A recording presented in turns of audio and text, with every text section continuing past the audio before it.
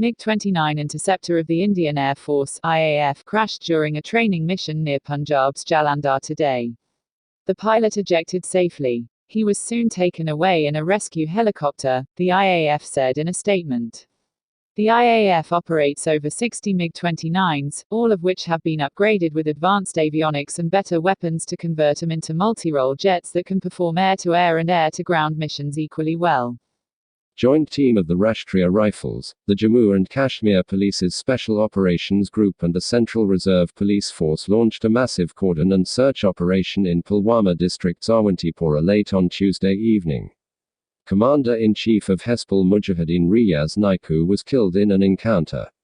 Hezbollah Mujahideen operational commander Riyaz Naiku was buried around 100 kilometers from his village on Thursday, a day after he and an associate were killed in an encounter with security forces in South Kashmir's Pulwama district. Over 16 people were injured in protests that ensued in South Kashmir after Naiku's death. Though there were reports that a person died due to his injuries, officials did not confirm any death. India's new 600 km range BrahMos missile can spread panic in entire Pakistan. India and Russia have approved an extension to the range of the supersonic cruise missile BrahMos, doubling it to 600 km, according to an official with the Indian Ministry of Defence.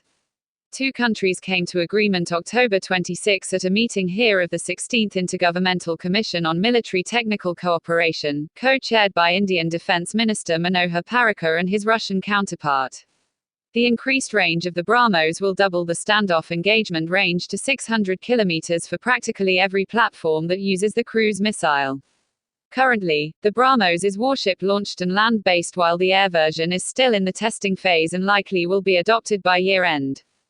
The arrival of the first batch of Rafale fighter jets for the Indian Air Force is likely to be delayed by around 3 months due to the pandemic, as France battles rising infections and deaths, and continuing lockdown restrictions, which have also impacted the training schedule, defense sources said.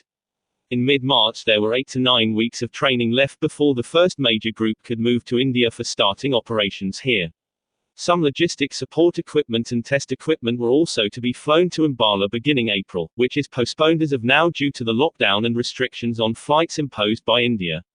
Dassault Aviation has officially handed over 4 Rafale fighter aircraft to the IAF to date, all of which remain in France.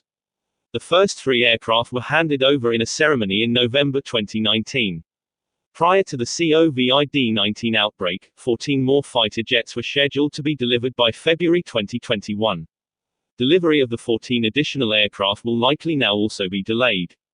Defense Minister Rajnath Singh flagged off K9 Vajra T gun for Indian Army at the Larsen & Toubro Armored Systems Complex at Hazira, Surat.